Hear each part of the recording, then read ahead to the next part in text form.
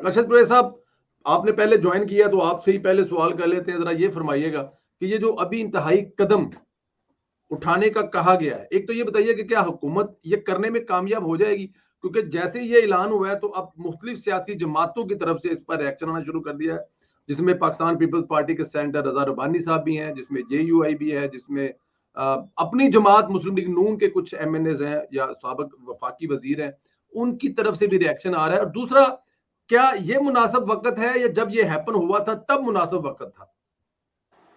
बहुत शुक्रिया संदीला साहब। देखिए, मुनासिब वक्त तो जो इंसान दोनों ही मुनासिब वक्त हैं। उस वक्त में भी ये एक्शन लिया जा सकता था, लेकिन सब्र, तहम्मुल और बर्दाश्त, फिर एक सिस्टम को चलने देने की जो इंसान कोशिश, उस हवाले से देखें तो वो भी नजर आता है। फिर उसके बाद ये भी हमें नजर आता है कि जो हालात बने हैं इस वक्त में, और जिस तरीके से पाकिस्तान के अंदर बदअमनी फैली है, और बदअमनी के साथ साथ हमें एक और बात नजर आई है कि कुछ फाइनेंशियल इंटरेस्ट जो कि हमें मुख्तलिफ जगहों से नजर आए हैं, और एक ग्रुप बना है, और फिर उसके साथ प्रेशर भी नजर आता है, जिसका जिक्र हमने पिछले प्रोग्राम में भी किया था, और उससे पिछले प्रोग्राम में भी किया था कि ये पाकिस्तान के अंदर बदअमनी जो सी है, ये बगैर नफे के नहीं है। इसके पीछे नफा है, इसके पीछे मकसद है, इसके पीछे फाइनेंशियल इंटरेस्ट है। सीधी सच्ची सी बात ये है। और फिर इसके साथ साथ प्रेशर भी है, दो नंबरी भी है। तो ये बात कहना है कि वो वक्त मुनासिब था और ये वक्त मुनासिब नहीं है, नहीं, ये वक्त बिल्कुल मुनासिब है।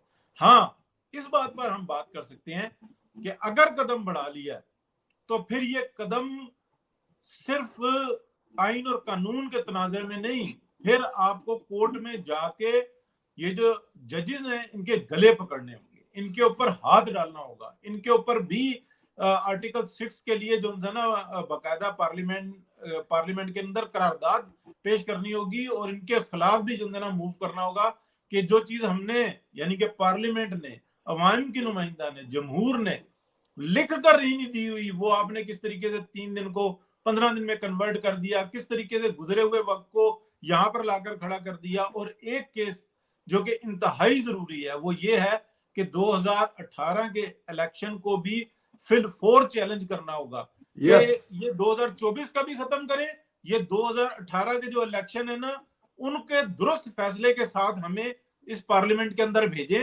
क्योंकि ये जो काम किए है ना, तो ये जो आइन को रीराइट किया तो फिर ढंग तरीके से करें, वरना आपको ये जो है ना जहां पे अपनी बेगम की मोहब्बत याद आ जाती है, जिसको क्रश कहते हैं राजा साहब, तो वो फिर बेगम की मोहब्बतों के सिले जो है ना इस तरीके से ना दे कि बेगमें फिर जताती हैं कि मैंने तुम्हारे लिए क्या क्या तकलीफ सही है और कब कब तकलीफ सही है यहां तक पहुंचाने के लिए, तो ये चीजें छोड़ ही दें, अच्छा है। चले, मतलब ये बेगमात वाला जो मामला है ना, इसको हम वैसे ही छोड़ देते हैं। वैसे भी पहले हमारी बेटियां साझी होती थी, बहनें साझी होती थी, और आज कहा गया है एक पीटीआई के वकील की तरफ से कि बीवियां भी साझी होती हैं। पीटीआई वाले जो हैं वो ये कह रहे हैं कि बेटियों और माओ के साथ बीवियां भी साझी होती हैं, तो बीवियों वाले को छोड़ देते हैं। अच्छा राजा साहब, आप भी इस पर काफी मतलब जाहिर है अपनी एक राय रखते हैं, और डेफिनेट आपकी राय जो होता है वो हमेशा ही एक अहम होती है, दूसरों से अलहदा होती है। तो ये अब कवेले दी नमाज है, वेले दियां टकरां ते कवेले दी नमाज, वेले दी नमाज ते कवेले दियां टकरां राइट टाइम है इस केस के लिए? और क्या ये जो केस करने मतलब बनाने जा रहे हैं, पीटीआई को बैन करने जा रहे हैं, तो क्या ये कर पाएंगे? और अपनी ही सियासी जमातें इस वक्त जो पाकिस्तान में मौजूद हैं, वो अपोजिशन में है या हुकूमत है, कि क्या इस पे इनकी हमायत करेंगे? प्लस पूरी दुनिया से इसका क्या रिएक्शन आएगा अगर ऐसा कुछ करते हैं? क्योंकि कहा यह जा रहा है कि अदालती महाजों से नाकाम होने के बाद हुकूमत ये कदम उठाने जा रही है कि कहीं से कोई इनके हक में फैसला नहीं आया तो ये कदम उठाने जा रही है। बिल्कुल, ये राय तो बदकिस्मती से दुरुस्त है जी, कि जिस तरीके से अदालतों से फैसले आ रहे हैं, और वो कहते हैं ना कि जब कुछ ना बन सका तो मेरा दिल बना दिया। ठीक है जी, तो ये वो बात है ना कि अब जब कुछ और रास्ते नहीं रहे तो फिर ये इस हद पे आ गए। हालांकि आई थिंक ये अगर निगरान हुकूमत उस वक्त पाबंदी लगा देती तो सबसे बेस्ट वही वक्त था ना, दुनिया में किसी तरह का रिएक्शन आना था, आपके पास दुनिया भर से मसाले हैं जी के जो स्टेट पे हमलावर होते हैं उनके साथ किस तरीके से डील किया जाता है। और ज़ाहिर है एक बगावत की कोशिश जो है ये दुनिया भर में जब से दुनिया बनी है बगावत की कोई माफ़ी नहीं है। किसी भी जो है वो मुआशरे को आप देख लें तो वो आइडियल ज़ाहिर वक़्त था, वो वक़्त गँवा दिया। उस वक़्त लोगों की और दुनिया भर की सिम्पैथी आपके साथ थी।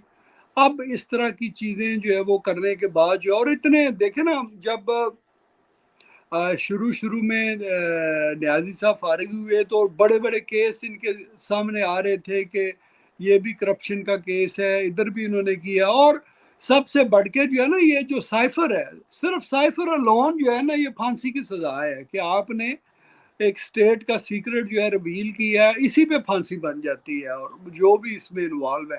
तो इतने स्ट्रॉन्ग केसेस को ठीक तरीके से परसू ना करना या उनको करवा ना सकना, ये गलतियां तो हैं। वक्त बड़ा ज़ाया हुआ है, मगर शायद अब भी अगर अपने पाँव पे वजन इनको डालना पड़ेगा। जब जो हम शुरू दिन से कहते हैं कि अगर ये अग्रेसिव हो के काम करेंगे, ऑफेंसिव इनकी मूव होगी तो फिर वो इंशाल्लाह ताला आई थिंक ये भी मुमकिन और माजी में हो चुका है। ऐसा ये नहीं है कि ये को पहली बार किसी सियासी पार्टी पे पाबंदी लगने जा रही है। माजी में ये वाक़यात हो चुके हैं। भुट्टो साहब के दौर में भी एएनपी पे जो है वो पाबंदी लगी थी, उसके बाद भी लाइक इस तरह की चीज़ें हुई हैं। तो आई डोंट थिंक कि इसमें कोई मसला है।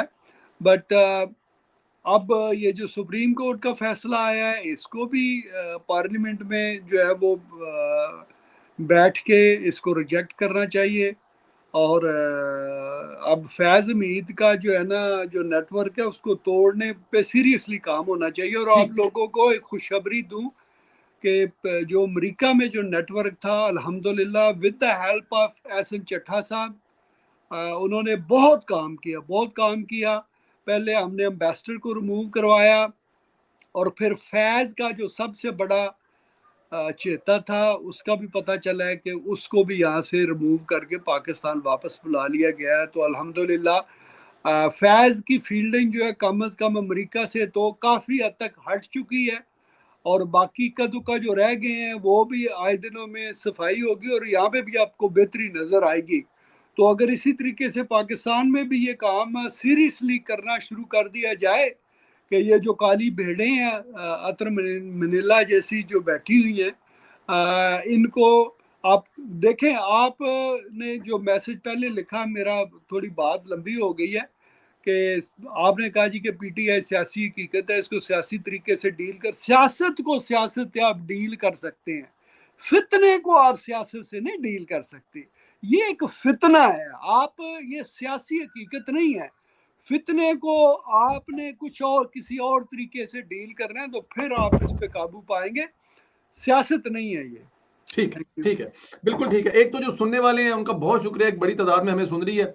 अपने अपने सिटीज का नाम जरूर लिखें ताकि हमें पता लगे आप कौन से मुल्क से लिख रहे हैं, कौन सी जगह से लिख रहे हैं। और जो लोग हमारे चैनल को अब तक सब्सक्राइब नहीं किए वो भी जरूर करें, लेकिन अपने शहर का नाम जरूर लिखें। मैं देखना चाहता हूं कि कहां कहां से लोग हमें देख रहे हैं। हारून साहब भी हमें ज्वाइन कर चुके हैं। अस्सलाम वालेकुम हारून साहब। वालेकुम सलाम वरहमतुल्लाहि हारून वबरकातुहू। साहब, ਤੁਹਾਨੂੰ ਵੇਖ ਕੇ ਲੱਗਦਾ ਹੈ ਜਿਵੇਂ ਤੁਸੀਂ ਕੌਮੀ ਅਸੈਂਬਲੀ ਦਾ ਇਲੈਕਸ਼ਨ ਜਿੱਤ ਕੇ ਆਏ ਹੋ तो ਉੱਥੇ फोटो खिंचवा रहे हो अपना आईडी कार्ड बनवाने वास्ते।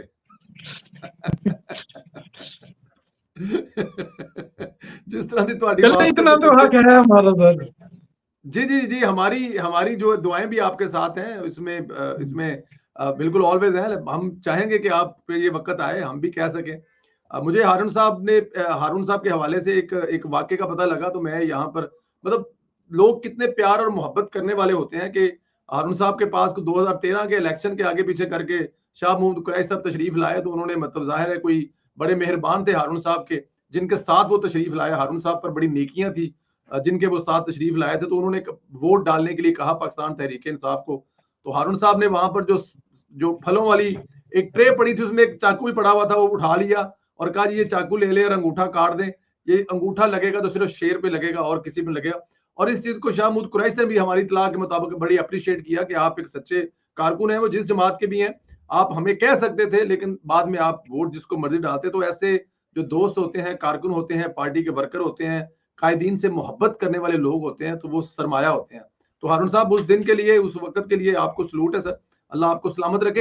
हारून साहब आप ये बताएं कि अच्छा जी, जो दोस्त अभी लिखना शुरू हो गए हैं जी, मैं बिल्कुल यूएई से भी देख रहे हैं, फैसलाबाद से, लाहौर से, बर्मिंघम यूके से, एक बहुत बड़ी खारियां से, हाफजाबाद से, न्यूयॉर्क से, टोरंटो से, अपना प्लीज जरा साथ लिखते जाए। और अगर कोई सवाल करना चाहें, जो लोग हमें सुन रहे हैं बड़ी तादाद में, वो अपने अरशद परवेज साहब, राजा साहब से और हारून साहब से कुछ सवाल करना चाहें या मुझसे भी करना चाहें तो वो भी कर सकते हैं। और हमारी बात से एग्री कर रहे हैं वो भी लिखें, और डिसएग्री कर रहे हैं तो वो भी लिखें, ताकि हमें पता लगे।